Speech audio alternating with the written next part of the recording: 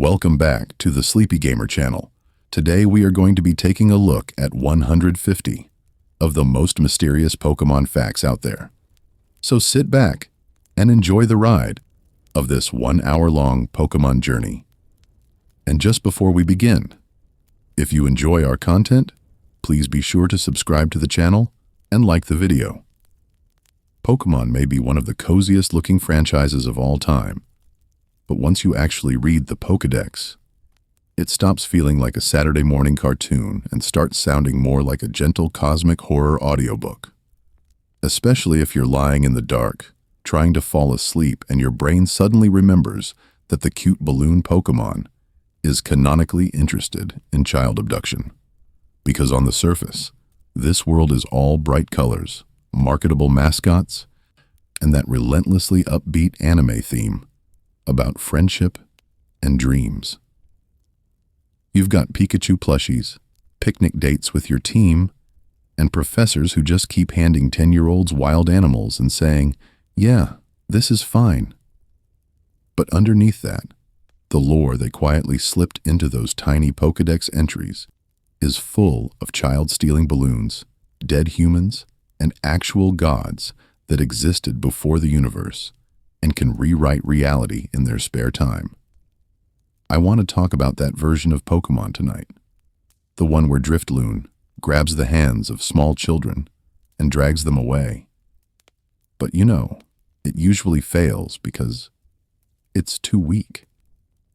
The one where Yamask carries a mask that looks like its own human face from when it was alive and sometimes just stands there, remembering its past life and crying.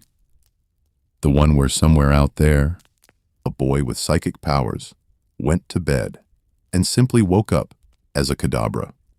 Sleep tight. What's interesting about this is how calmly the games present all of this. No jump scares, no dramatic music sting, just a cheerful menu, a little pixel art, and then, in completely neutral language, this Pokemon used to be a human. Or, this one wears its dead mother's skull. Or, this god hatched from an egg in a void before time and space existed. It's worth mentioning that Arceus doesn't even get a horror soundtrack. It just exists. Before existence. Sure. So this video is going to be a slow, guided descent through that side of the world. 150 facts, read like bedtime stories, that quietly reveal how bizarre, tragic, and mythic Pokemon really is. We're going from the birth of the universe to the lonely ghosts in the grass, from gods that created time to dolls possessed by hatred, and we're doing it in the calmest, sleepiest way possible. No loud jump cuts, no shouty lore essay energy. Just you, a cozy spot, and a lot of unsettling details delivered very gently. For now, though, think of this as tucking yourself in with a horror anthology that forgot to raise its voice. We'll brush past a Pokemon that used to be a human boy, one that literally wears its dead mother's skull, and a god that predates the universe itself, and then keep going deeper. If you have your own favorite unnerving Pokédex entries, please let me know in the comments down below, because I would love to hear them. But for tonight, as you drift off, let's start turning over stones in this world and see what's quietly waiting underneath. So here's what we're actually doing tonight. We're not just speed-running creepiness until you pass out from fear. We're going to walk, pretty gently, through 150 little pieces of this universe and see how they fit together, or completely fail to. We're going to start at the top, the cosmic stuff. I want to talk about the birth of the Pokemon world, when Arceus supposedly hatched from an egg in a void before time even existed, created gods of time and space, and then just kind of let everything spiral from there. From there, we'll move into ancient myths and legends, the era where humans are telling stories about dragons that split in two, kings who talk to Pokémon, and weapons that can wipe out life in an instant. After that, we'll slowly drift forward into the modern day. Pokédex horror, ghost stories, and the kind of entries that make you wonder how this series ever got marketed as cozy. This is where things like Drifloon, trying to carry children away, or Phantump, being the spirit of a child who died in the forest, stop being one-off spooky lines and start looking like a pattern. Then we'll end by peeling back the game cartridge itself. Glitches, cut content, meta lore, and those weird fourth wall cracks where the universe remembers it was created by a dev team on a deadline. What's interesting about this is that it's not just random trivia. Each cluster of facts is going to build a bigger picture of how this world is supposed to work. When you hear Kadabra's theory about being a boy who woke up as a Pokémon, and then Yamask literally crying because it remembers its human face, and then Froslas being the spirit of a woman luring people to frozen deaths, it starts sounding less like cute ghost flavor text and more like a universe where the boundary between human and Pokémon is very, very thin. Uncomfortably thin. The rhythm is going to stay calm, soft narration, light commentary, and little bits of gentle sarcasm aimed at the lore itself. Every so often, I'll pause and connect the dots between regions and games that were never meant to be read back to back. Like, what happens when you put Kofagrigus swallowing humans next to Gengar, possibly being a human shadow, and then drop that into a world that also has children casually wandering graveyards at night? For now, though, you don't have to keep track of everything. I'll do the string board at 3 a.m. work for you. It's worth mentioning where all of this is coming from. Most facts will be pulled straight from mainline Pokédex entries, in-game books, and NPC dialogue. I'll sprinkle in official event lore, plus a few famous meta oddities like missing nomers, cut areas, and scrapped Pokédex lines that hint at darker versions of events. Whenever we hit something, I'll flag it. This is solid canon. This is a widely accepted theory. And this is just me, half asleep, connecting Arceus, War, and Trash-born Pokémon in ways Game Freak definitely didn't sign off on. By the end, you should either be asleep or quietly questioning how this universe ever held together in the first place. So if we're going to untangle this mess of myths, theories, and accidental horror stories, we need a starting point. And Pokémon, being a nice, comforting children's series, starts its lore with a cosmic god hatching from an egg in a void. Totally normal. I want to talk about the Sinnoh creation myth, because this is basically the bedtime story of the entire universe. In the Kanalav library, you can find these tiny in-game books written like sacred texts. One of them calmly says that first, there was nothing. No world, no Pokémon, not even time. Just an endless, silent void.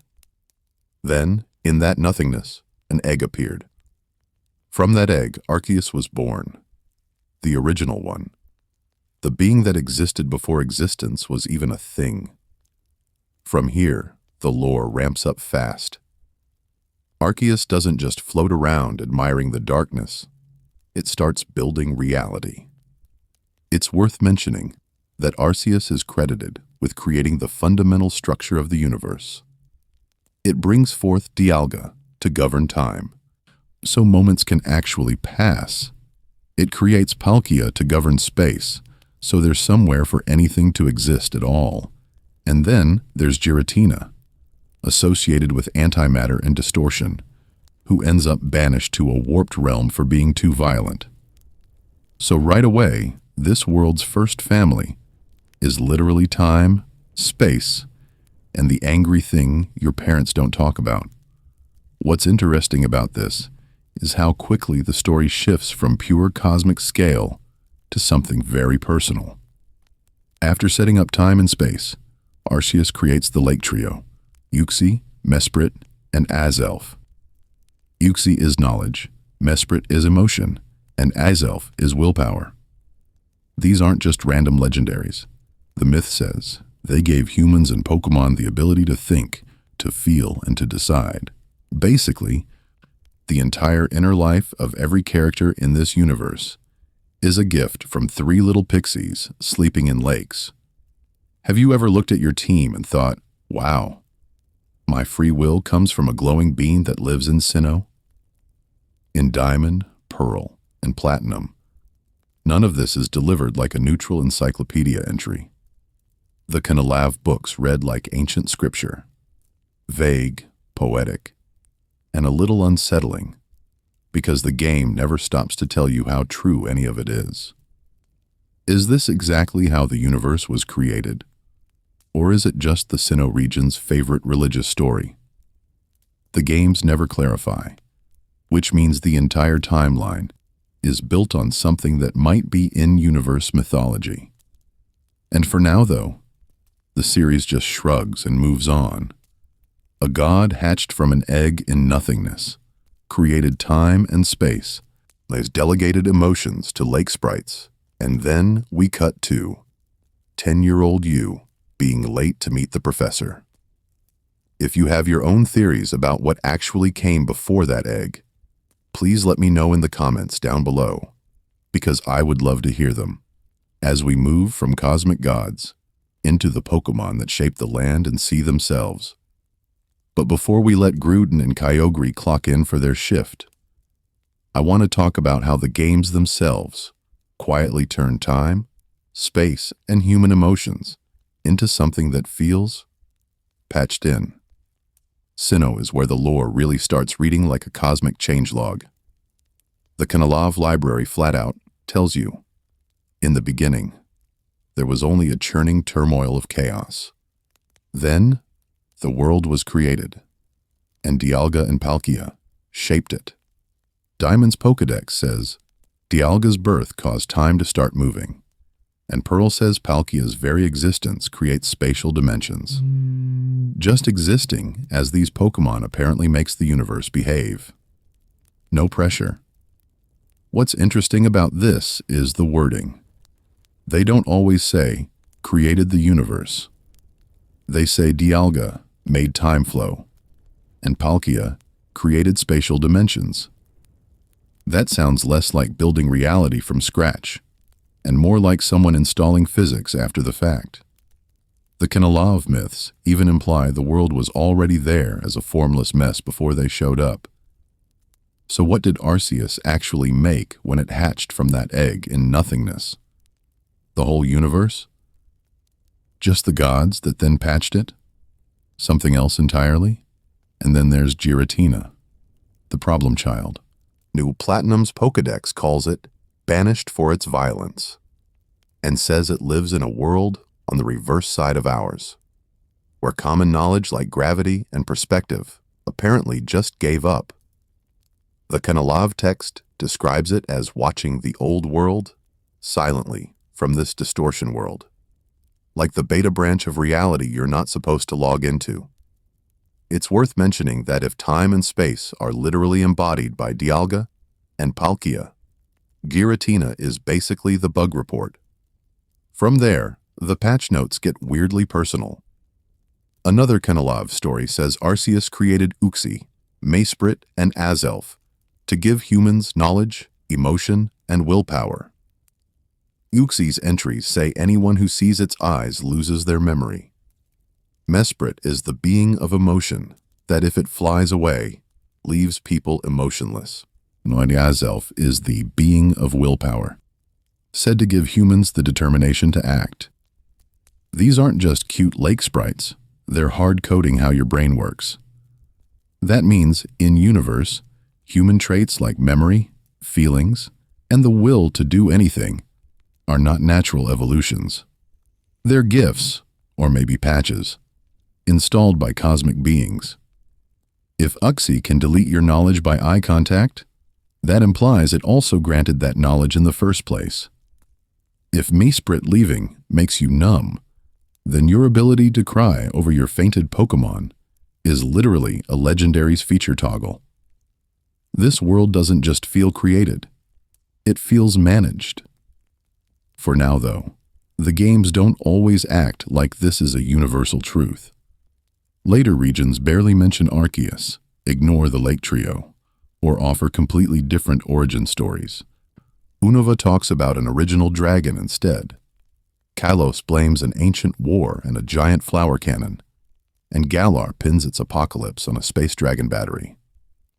Are these all compatible pieces of one giant timeline? Or are we just reading different cultures' patch notes for the same broken universe? Because once we get into the Pokémon that shaped the continents themselves, the contradictions only get louder. So now we've got this patchwork universe where every region is blaming a different god for almost ending the world. And then Hoenn walks in and says, "Actually, our local weather argument shaped the entire planet." After the big cosmic stuff with Arceus, Dialga, and Palkia, the lore zooms down a layer to these very dramatic, very petty natural disaster deities. In Hoenn's myths, Groudon and Kyogre don't just control land and sea. They basically are land and sea. Groudon is said to have raised continents from the ocean floor, pulling new land masses up, like it's rearranging furniture. Kyogre, on the other hand, expands the oceans, swelling the seas and flooding everything in sight. These two were created deep within the earth and, according to the story, immediately started beefing over who gets more surface area. Classic sibling rivalry, but on a continental scale. Their clash throws the world into chaos, volcanic eruptions, endless rain, tides going wild. And what's interesting about this is that it's framed as pre-human history, like an ancient natural disaster myth, but with boss music. The only thing that stops them is Rayquaza, this serpent god that lives in the ozone layer, asleep until the noise gets too loud. It descends from the sky, and roars at them to knock it off, and they both just go back to bed. For now, though, that's the explanation for why the world isn't constantly being ripped apart by tectonic mood swings. Hoenn isn't the only region claiming its legendaries rearranged the map. In Sinnoh, there's Regigigas, a colossal Pokémon said to have pulled continents with ropes. I want to talk about that visual for a second. This giant thing literally lassoing land masses and dragging them into place like it's doing cosmic tug-of-war.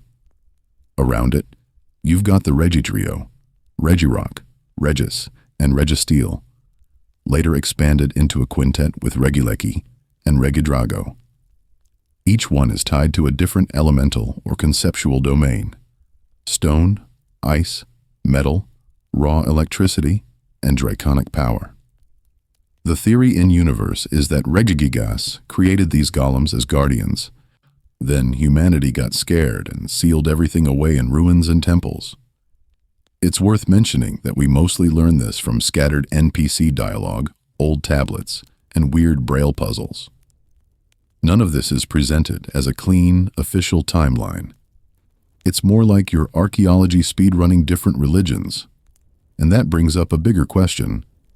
If Groudon and Kyogre shaped the continents, and Regigigas dragged them around, where does that leave Palkia's control over space and Arceus's role as the original creator?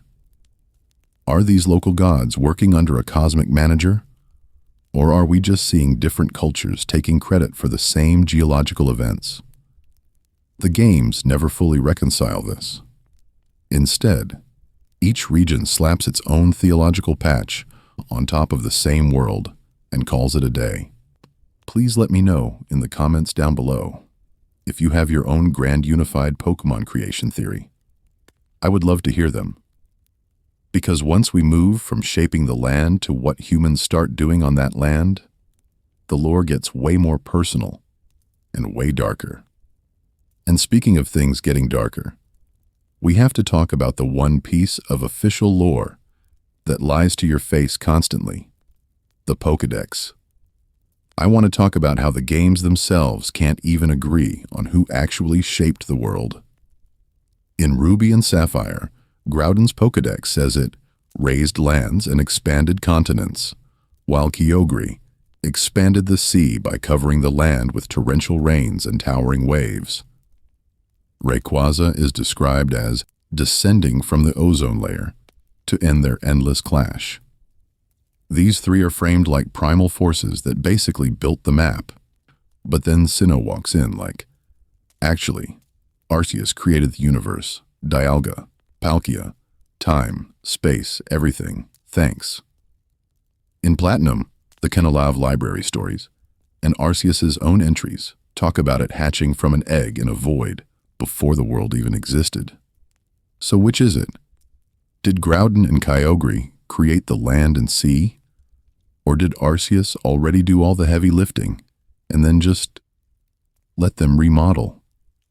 What's interesting about this is that Unova does the exact same thing on a smaller scale. Reshiram and Zekram's lore says they were once a single, original dragon that split over a conflict between truth and ideals, reshaping Unova's history. Kyurem is described as the empty husk left behind, a literally incomplete legendary. In Unova, this is the big myth. Outside Unova, almost nobody cares. You never see a Sinnoh NPC going, ah yes, Arceus, creator of all, and also that one dragon that had a messy breakup over philosophy. It's worth mentioning that some entries lean straight into story logic instead of physics. Latios and Latias are said to have been born from the same egg. Azelf, Mesprit, and Uxie appeared to give humans willpower, emotion, and knowledge. Sometimes a Pokémon shows up exactly when humans need it, like the Swords of Justice defending Pokémon from human war. It feels less like a consistent universe, and more like the world gets retroactively edited whenever a new legend is required. And that makes sense once you remember, the Pokédex is written by humans in-universe. Kids, professors, random researchers. Of course, some of it is folklore, exaggeration, or just wrong.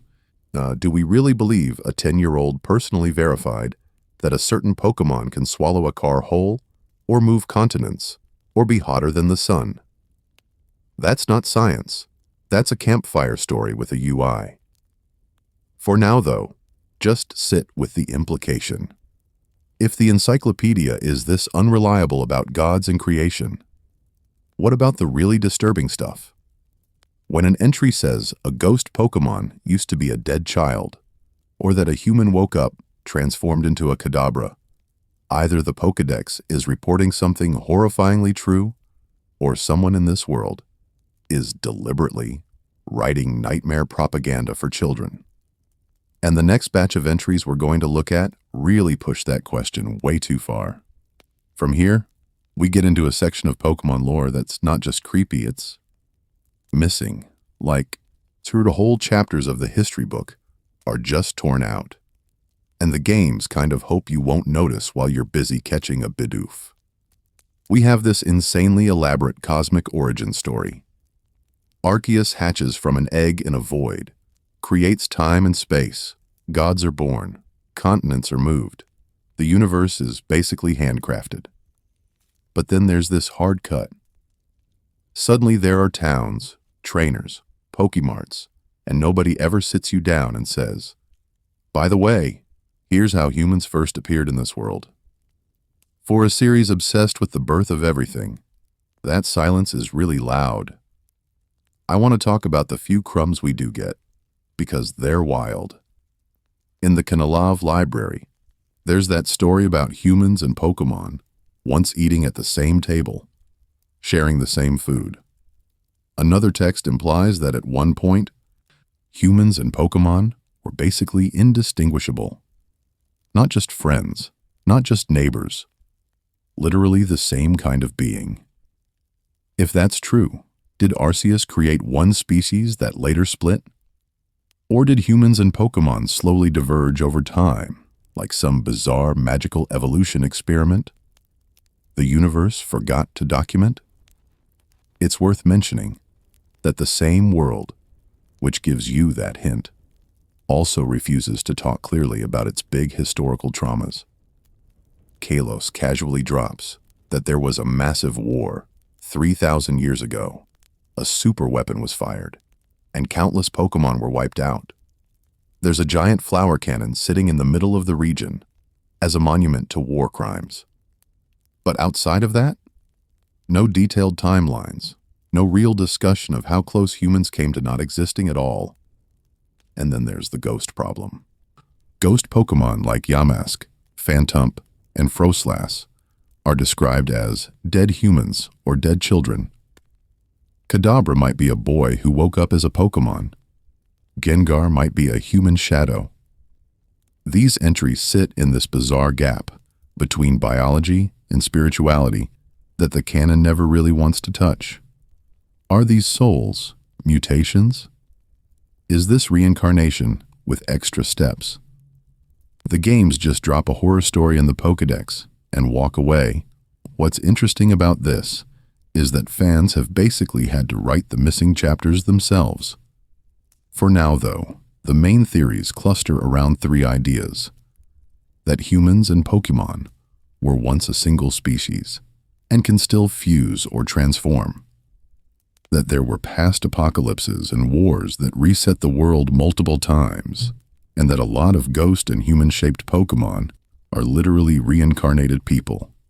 You don't have to pick a favorite, but if you do, please let me know in the comments down below, because I would love to hear them. Next, I want to walk through those theories gently, one by one, and see how far the official lore will bend before it completely snaps. So let's start with what might be the coziest, creepiest idea in the whole franchise. The theory that humans and Pokémon were originally the same kind of being. Not just friends, not partners. Literally the same species, or at least the same soul stuff, wearing different outfits. I want to talk about what I'll call Theory A. Way back in ancient Sinnoh, before the world got all organized into routes and gyms, there was basically one people. The Kanalavi Library has those little storybooks that say humans and Pokémon ate at the same table, lived together as equals, and even married each other. The text doesn't frame that as weird. It's just how things used to be, before some slow, messy divergence over time. What's interesting about this is that the games keep slipping in these tiny horror movie anecdotes that make that old myth feel uncomfortably literal. Take Kadabra. Several Pokédex entries say a boy with psychic powers went to bed one night and woke up as a Kadabra. No ritual, no machine, no Arceus beam from the sky. Just puberty. But make it irreversible species transformation. Then you've got Yamask. Its lore says it carries a mask that looks like its human face from when it was alive, and sometimes it cries when it looks at it. That's not, "This used to be similar to a human." That's, "This was Steve."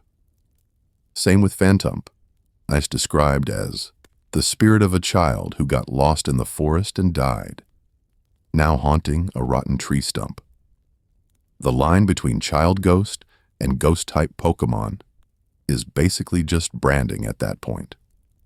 Gengar pushes it even further. Some entries imply it might be the shadow of a human that gained independence. Your literal shadow just gets bored one day, peels off the floor, and now it can poison things and giggle about it. Froslass is the spirit of a woman who died in the mountains.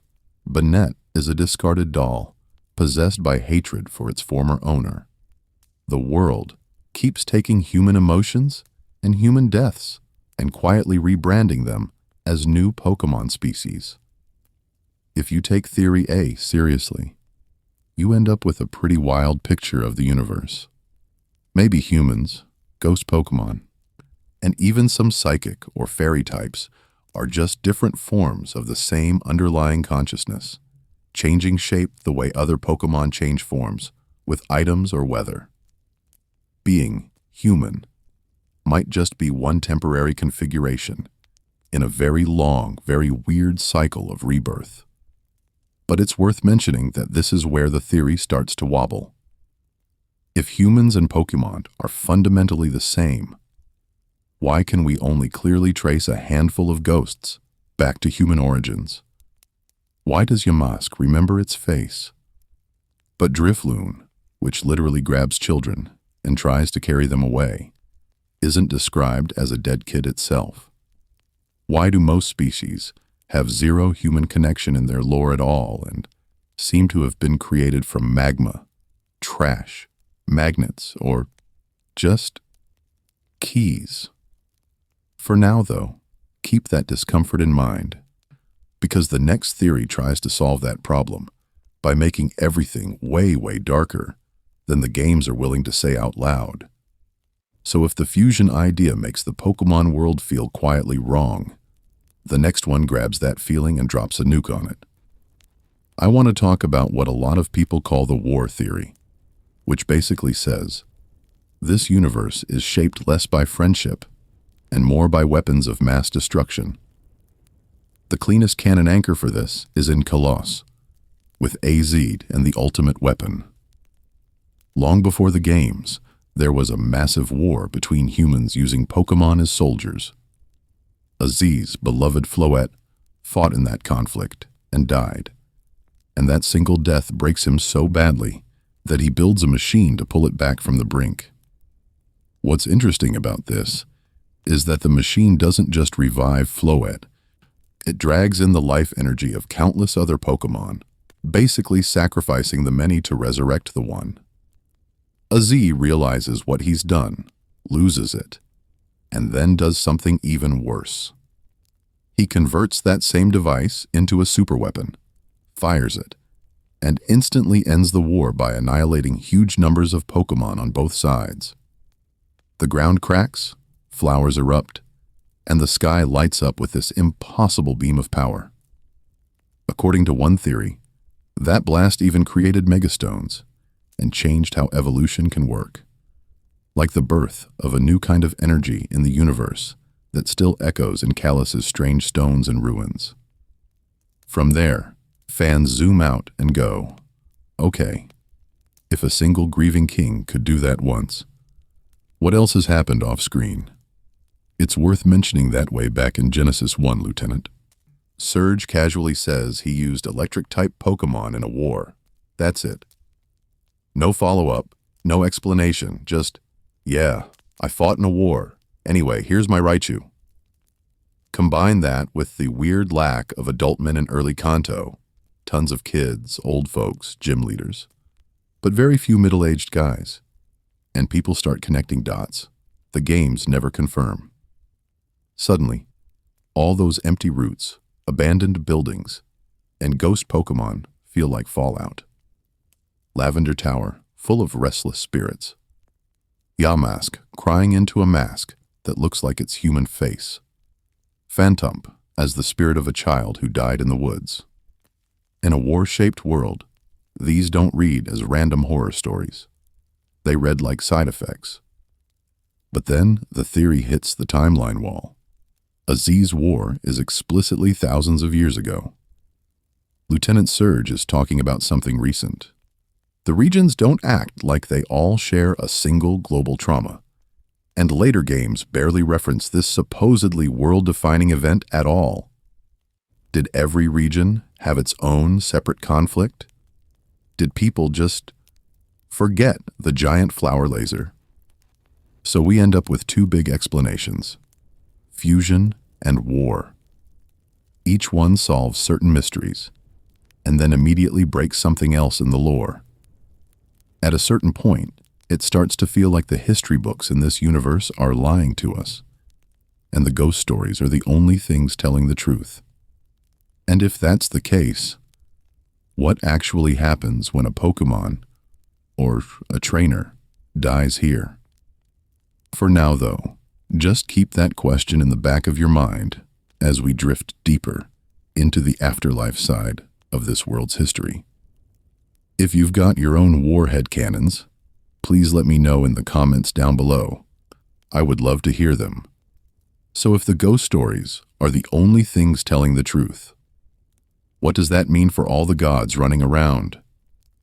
Because Pokémon may be a cozy little monster collecting game on the surface, but the second you look at the legendary roster, it starts to feel like somebody overbooked the pantheon. I want to talk about the basic confusion here. In the games, you can technically catch multiple legendaries. You can reset your save, trade with friends, grab event distributions, and suddenly there are 4 Arceus just hanging out in one PC box, like a carpool of creation gods. But in the lore, a lot of these Pokémon are treated as one-of-a-kind beings that shape the world, or at least as unique avatars that show up once every 1,000 years. What's interesting about this is that legendary isn't one thing. Some of them are basically rare animals with good PR. Latios and Lachus are described like a tiny species, with multiple individuals that can exist at the same time. Heatran is literally said to live in volcanic caves. There can be more than one, which makes it less god of magma and more very angry lava spider that occasionally ruins your hike. Then you've got the cosmic weirdos: Arceus, Dialga, Palkia, Giratina. These are framed as singular entities tied to the birth of the universe itself. Dialga isn't just a big blue dinosaur. It's time. Palkia is space. Giratina is antimatter and banishment issues. The games still let you duplicate them, but that's clearly a gameplay thing, not a lore thing. Unless you don't want it to be. Because it's worth mentioning that Heart Gold and Soul Silver quietly break this open. In that special Arceus event, you bring an Arceus to the Sinjoh ruins, and it literally creates a new universe, or a legendary egg in front of you, complete with cosmic chanting and reality bending. That implies Arceus isn't just one dude with 1,000 arms. It might be a concept that can manifest over and over, spawning new forms of itself or new gods whenever the story needs one. Once you think of legendaries as embodiments of forces instead of just big, rare animals, the duplicates stop being a problem. Maybe the Dialga you catch is just one projection of time. Maybe the Arceus in your party is a fragment or avatar, while some higher Arceus still exists beyond the world, quietly maintaining everything while you make it hold an experience. Share. For now, though, just sit with what that does to identity in this universe. Humans, Pokémon, to ghosts and gods all start to look like different masks, worn by the same underlying cosmic processes. A child can become a Phantump. A boy can become a Kadabra. A concept can become an Arceus. And the line between person, spirit, and deity gets very blurry. And if that's the case, when you stand in front of a legendary and throw a Pokeball, who are you actually talking to? If you've got your own theory about how many Arceus really exist, please let me know in the comments down below. I would love to hear them. Because next, I want to talk about what happens when those masks break and something else slips through. Because here's the thing. Once you stop staring at the big gods and weapons and start actually reading Pokédex entries back to back, this stops feeling like a fun encyclopedia and starts feeling like a horror anthology. Some intern slipped into a kid's game. It reads less like collect them all, and more like gather round the campfire, children, and hear about the ghosts that live in your walls. I want to talk about how casual that horror is, because what's interesting about this is that the games never flag it as scary. Take Drifloon. On paper, it's adorable. A little purple balloon with a heart-shaped string. Very merchandisable. But then you open the Pokédex, and it just calmly tells you that Drifloon likes to grab the hands of children and try to drag them to the afterlife. No build-up, No warning. Just, yeah, this thing attempts to kidnap kids' souls sometimes. And then it gets worse, in a very Pokémon way, because the entry adds that it usually fails because it's too weak. So the official lore is basically, this balloon is constantly attempting child abduction. But don't worry, its stats are bad. Imagine being the kid whose Drifloon finally rolled good. I vows. Do you just not go outside on windy days?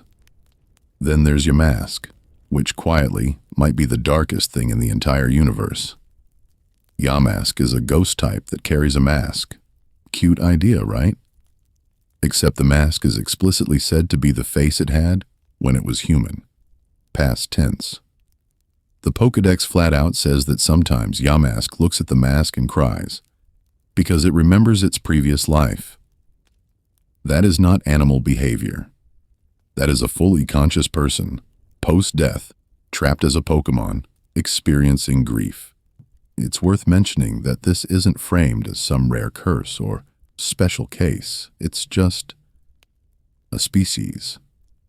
There are multiple Yamask, which implies there have been enough dead humans with intact memories that this is now a known evolutionary endpoint. In any other series, this would be an entire horror movie. In Pokémon, it's a single paragraph between "this bug spits silk" and "this fish swims fast." Phantom goes even further and just stops pretending. Its entries say it's the spirit of a child who died after getting lost in the forest, now inhabiting a rotten tree stump. That's it. That's the origin. No mysterious accident, no softened language. A kid wandered into the woods, never came back, and the result was a tiny grass/ghost type that now moans in the trees. How many of them are out there? How many lost children does it take to populate an entire evolutionary line? And through all of this, the tone never changes. The Pokédex describes dead kids becoming Pokémon, with the same flat, matter-of-fact voice it uses to tell you Pidgey is common in grassy areas. The world just quietly accepts that souls get recycled into mascots now. For now, though, we're supposed to smile, throw a Pokeball, and not ask whether that mask or stump remembers its parents' names. If you've got your own theory about what actually happens to humans when they die in this world, please let me know in the comments down below. I would love to hear them. Because next, I want to talk about the ghosts that don't stay in the grass. They move into your shadow instead. They move into your shadow, or in some cases, into the stuff you left behind when you got bored. I want to talk about Banette, because this thing is basically a morality play about cleaning your room. The lore says it's a doll that was thrown away by a child, and the sheer hatred of being discarded literally created new life. It stitched its mouth shut from rage. It wanders the world looking for its former owner, and if it ever finds them, yeah, that's not a hug incoming. Gotta catch 'em all. Quietly becomes, gotta never throw anything away because it might come back as a cursed puppet. What's interesting about this is how direct the emotion is.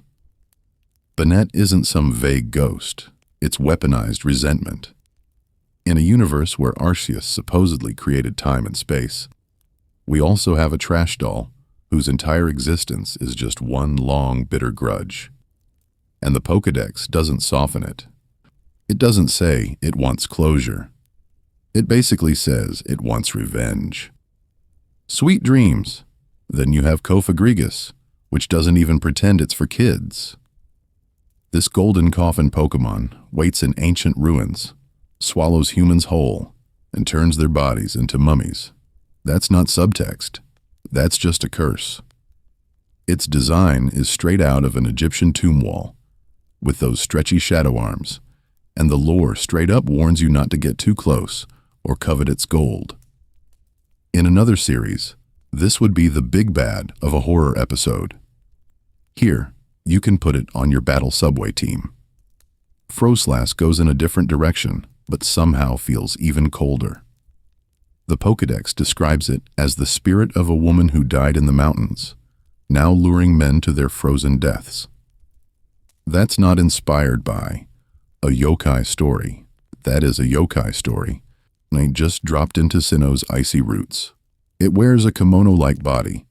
It floats in blizzards. It decorates its den with frozen victims. The world keeps insisting this is a cozy adventure, while the entries quietly describe a serial killer snowbride. And then there's Gengar. It's worth mentioning that some Pokédex entries suggest Gengar might be a human shadow that's separated from its body. Not a random ghost. Your actual silhouette, slipping loose and developing a personality. That implies every shadow in this universe is a potential person, just waiting for the right moment to peel off the wall and start cackling behind you. If a shadow can wake up angry, what does that say about what's really left over when someone dies? Because if dolls, coffins, and blizzards can host souls, and tree stumps and masks can too, where do all the human spirits go when trainers die? Do they become Yamask, Banette, Gengar, something else entirely? Or something we haven't met yet? For now, though, the games mostly look away. But the lore doesn't, and the next set of ghosts raises an even weirder theory. What if some of those missing humans didn't just die? They evolved. So if some ghosts feel like evolved humans, the world itself is basically running a second secret Pokédex. Causes of death. And the only places the games really admit that are these weird little pockets of honesty, like Lavender Town's Pokémon Tower. You walk in expecting another dungeon, and instead it's 6 floors of mourning, chanting, and people openly talking about their partners being gone. It's one of the only times the series just says, yeah, they die. I want to talk about how that mood keeps echoing through the regions. In Hoenn, you get Mount Pyre, this foggy mountain shrine where both Pokémon and humans are memorialized together. Like the line between them didn't survive the climb. In later games, there are tiny graveyards tucked behind roots, in city corners, even in a literal shopping mall. You're doing gym challenges and villain plots, and then, pattern interrupt, the game quietly drops a headstone next to the bike path. No fanfare. Just, yeah, this world has cemeteries. What's interesting about this is that death isn't just a sad event. It's an entire ecosystem. Lampent's Pokédex entries literally say it hangs around hospitals, waiting to absorb the spirits of the dying. That means in-universe, if Grandma is in critical condition, there might be a floating lantern outside, hoping for a snack. Then Chandelure takes it up a notch. It burns away spirits and leaves behind empty bodies, like a soul incinerator. That's not just spooky flavor text. That's predation at the level of consciousness. And then you have Duskull, which supposedly spirits away misbehaving children who don't listen to their parents. That reads exactly like the kind of ghost story adults would make up to scare kids into behaving, except here it's in the official Pokédex. So is that just folklore? Or are there actual missing posters in this universe with a little note that says, "Last seen near a Duskull"? The games never clarify, which somehow makes it worse. It's worth mentioning Cubone, because Cubone might be the single bleakest running joke in the franchise. Every Cubone wears its dead mother's skull. It cries at the moon, mourning a loss that is apparently mandatory for its entire species. That implies a world where an entire line of Pokémon was created around one repeated tragedy. Like the universe took one very specific trauma and hit copy-paste. Put all of this together, and you get a quiet, unsettling theory. In this universe, death doesn't really end anything. It just redistributes.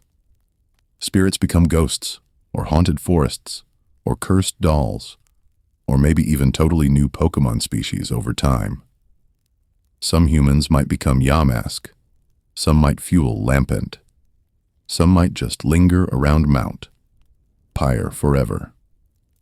The games never give you a clean, comforting answer. They just keep adding more haunted objects to the pile. For now, though, we're going to step out of the graveyard and look at something almost stranger than death. The ways this world hints that humans and Pokémon weren't always as separate as they seem. If you've got your own theories about what happens after a trainer's last battle, please let me know in the comments down below, because I would love to hear them. And if the ghosts weren't enough, the games themselves occasionally feel haunted. Not by spirits this time, but by the code underneath pretending to be a cozy little world. I want to talk about the moment that facade really cracks. Missing No. On the surface, it's just the most famous glitch Pokémon in existence. A bundle of scrambled pixels that shows up when the game tries to pull data from a slot that was never meant to hold a real creature. But what's interesting about this is how quickly players treated it like an urban legend deity. This forbidden thing you could summon with the right ritual on Cinnabar Island. Like a low-res eldritch god hiding in your Game Boy. When you finally encounter Missing No, the game doesn't just shrug and crash. It bends. Items in your bag duplicate, especially the precious 6th slot. Your Hall of Fame data gets corrupted into nightmare teams made of nonsense, as if your greatest victories have been rewritten by something that shouldn't exist. It feels less like a bug and more like a being that warps reality and the memory just by being observed, which is honestly a very Pokémon-style power. And Missing No is only the loudest example. All over the early games, there are little ghosts of other timelines, unused Pokémon designs buried in the code, strange glitch sprites that look like melted versions of things you recognize, beta maps and leftover text pointing to routes and buildings that were planned and then erased. It's worth mentioning that every one of those scraps is basically a shadow of a different Kanto or Johto that almost got created and then didn't make it to birth.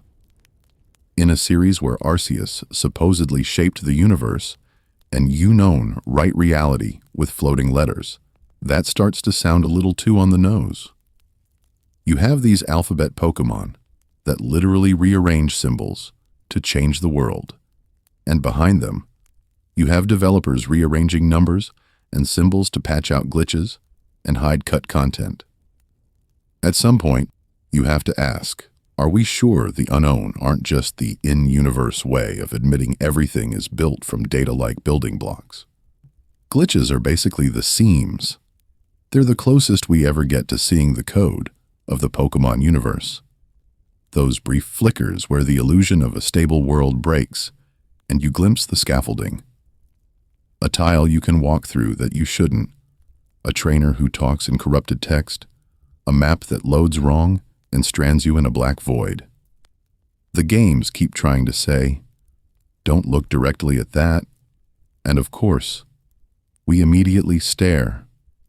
For now, though, we'll step back from the broken edges of reality and return to the parts the lore actually admits exist. Because if the glitches show us the cracks in the universe, the next thing I want to talk about is who's powerful enough to press on those cracks. The gods, the Ultra Beasts, and the things that might be looking in from outside the screen. So once you notice the glitches and the gods staring back, you start seeing something else. The games themselves kind of know their games. Or at least, everyone is weirdly chill about living inside a save file. I want to talk about those NPCs who treat game mechanics like normal parts of life. In Genesis 1, you've got people casually telling you to save often, like they're talking about brushing your teeth. In Hoenn, a guy explains the Pokémon storage system. Like it's totally normal that your living partners get converted into data and mailed to a box in the void. And in modern games, you get reminders about autosave, and you can always try again. That sounds suspiciously like soft resetting. What's interesting about this is that, in-universe, they're just fine with the idea that time can be rewound and their memories might not stick. Then you've got the in-game TV shows and movies, which make the world feel even stranger. In Hoenn and Sinnoh, there are variety shows rating your fashion and interview segments, where you become a minor celebrity just for saying, "I like shorts." Contests and showcases literally reframe Pokémon as performers instead of battlers, with appeal rounds, judges, and scripted drama. In Unova, PokeStar Studios has you filming full-on movies where your Pokémon act as heroes, villains, or even aliens, with multiple endings depending on your choices. Are these stories fake inside the universe, or are they just another layer of canon? The line between a real, legendary fight and a staged one gets incredibly blurry. It's worth mentioning how the Pokédex itself feels like it can't decide who it's talking to. Some entries sound like dry research notes written by professors who actually exist in the world. Others read like campfire horror stories clearly aimed at us, the player. Drifloon, grabbing children's hands and trying to drag them to the afterlife, feels less like science and more like a warning label. Yamask crying when it looks at the mask of its human face, or Phantom being the spirit of a dead child in a tree stump, sound like myths someone told you to keep you out of the forest at night. Theories stack on top of each other until the Pokédex becomes this messy scrapbook of folklore, science, and rumor. And then the interface literally starts talking back. In Alola, the Rotom Dex is a haunted Pokédex, created when a ghostly Rotom possesses your device and starts commenting on your journey, cracking jokes, and getting jealous if you ignore it. In Galar, the Rotom phone quietly upgrades that idea. Your menu, map, and bike are all possessed by a chatty little gremlin that knows where you are at all times. The thing that bridges you and the universe suddenly has opinions about the world, which makes it feel like even your HUD is a character. For now, though, maybe the simplest way to understand this universe is to admit it isn't simple at all. The Pokémon world feels like a patchwork quilt of overlapping stories. Myths about Arceus and the birth of time, TV dramas, research notes, bedtime rumors, and half-remembered legends, all stitched together and constantly contradicting each other. And if that's true, then the next question is obvious. What happens when one of those stories gets powerful enough to rewrite all the others? Because the legendaries, the Ultra Beasts, and maybe even something beyond them, might not just live in the lore. They might be editing it as we play. If you've got your own favorite, the game knows it's a game moments, please let me know in the comments down below. I would love to hear them before we dive into the things that might be rewriting reality itself.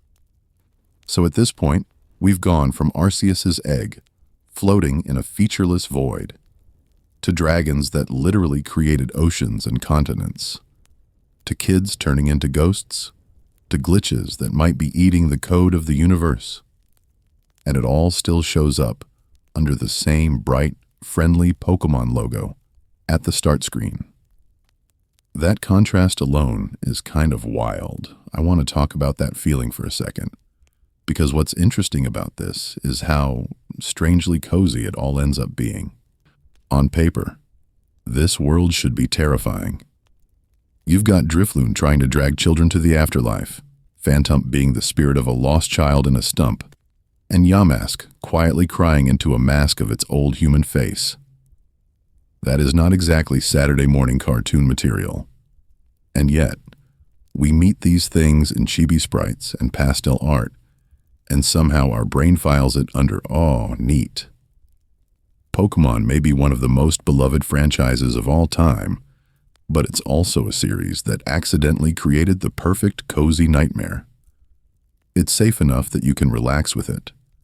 Weird enough that the lore keeps gently poking the back of your mind. You lie there thinking about a universe where a boy might just wake up as a Kadabra one day, or where a discarded doll becomes Banette, fueled entirely by hatred, and it's unsettling in this very soft, almost comforting way. Like a ghost story told by a friend who keeps stopping to talk about how cute the ghost is. And it's worth mentioning that part of why it works is because the canon doesn't really line up. The myths contradict each other. The timelines don't add up. We have vague mentions of wars, hints of human Pokémon fusion, legends about gods of time and space, and then Pokédex entries that read like someone's campfire fanfic.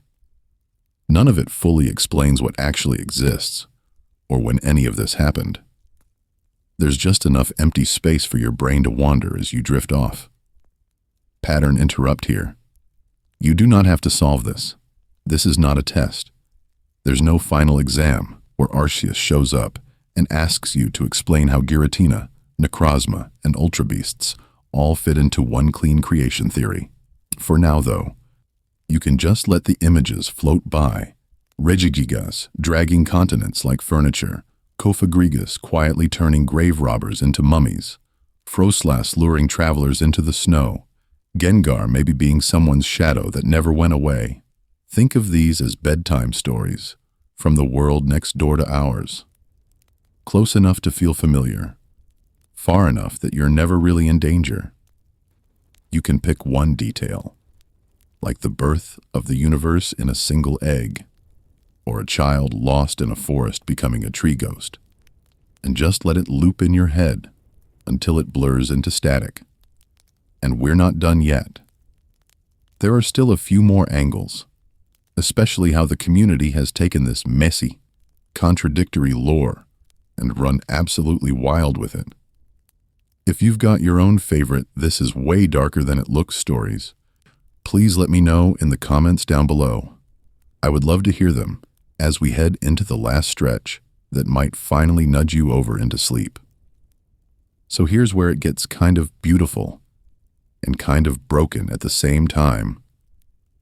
With lore this messy, nobody is really living in the same Pokémon world. You and I are both technically playing the same games, but in our heads, we've each quietly created our own private version of the universe.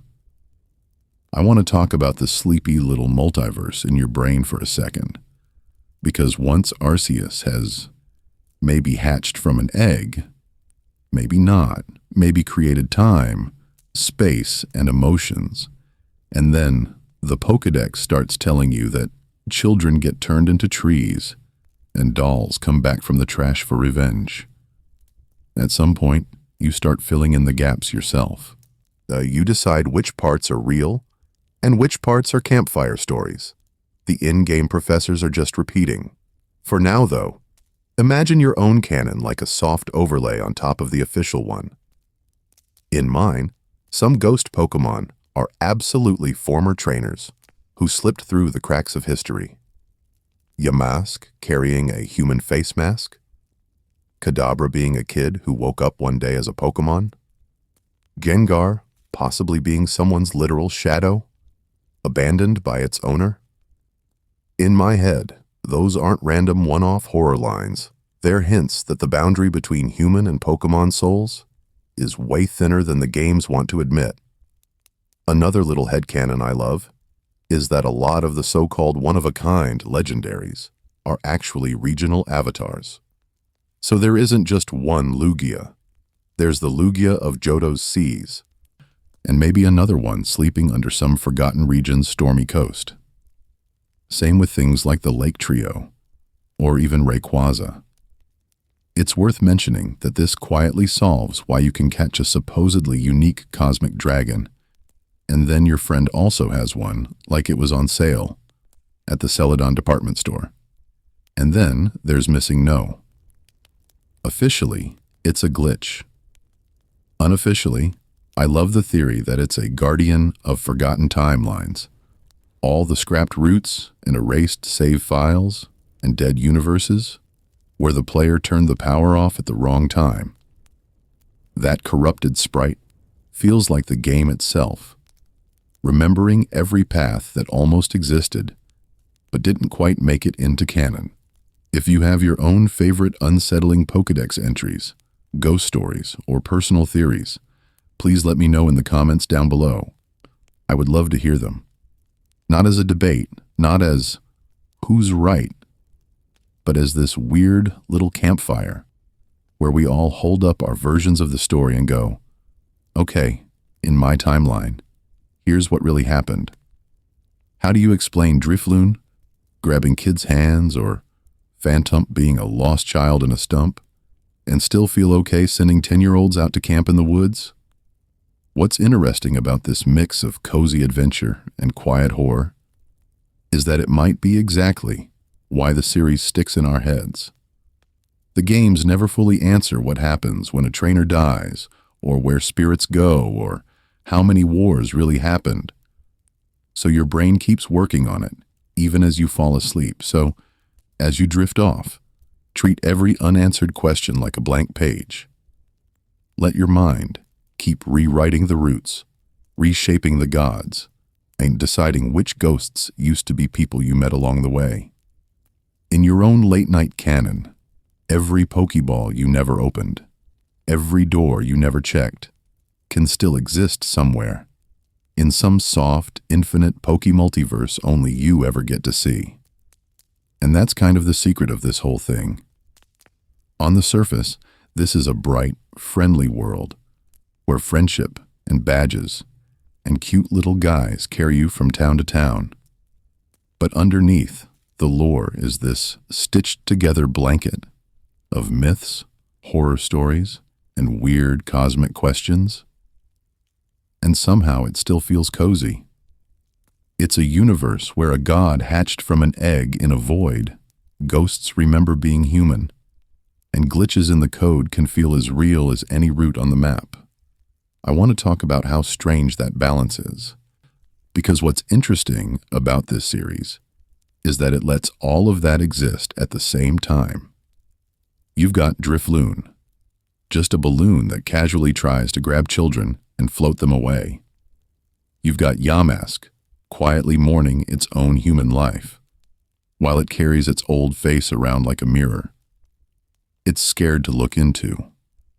And way back at the beginning of everything, you've got Arceus, just appearing in that egg in the nothing, deciding its creation o'clock, and kicking off the birth of the universe. It's worth mentioning that, for a kid's game, this is wild. We've got a theory where some Pokémon used to be people, where wars happened off-screen, where ghosts like Phantump and Froslass are literally dead children and lost travelers. And yet we remember it mostly as summer vacations and bike rides and choosing a starter at the right moment in time.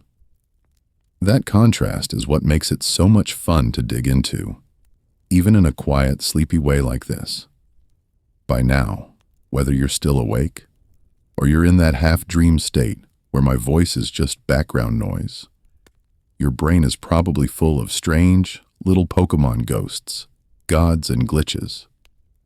Drifloon's failed kidnapping attempts, Yamask crying over its own mask, Arceus floating in the void, all just kind of drifting around up there, bumping into memories of playground trades and late-night Elite Four runs. For now, though, this is a good place to let the questions slow down. Thank you for staying with me through this long, slow dive into the parts of the world the games mostly leave in the margins.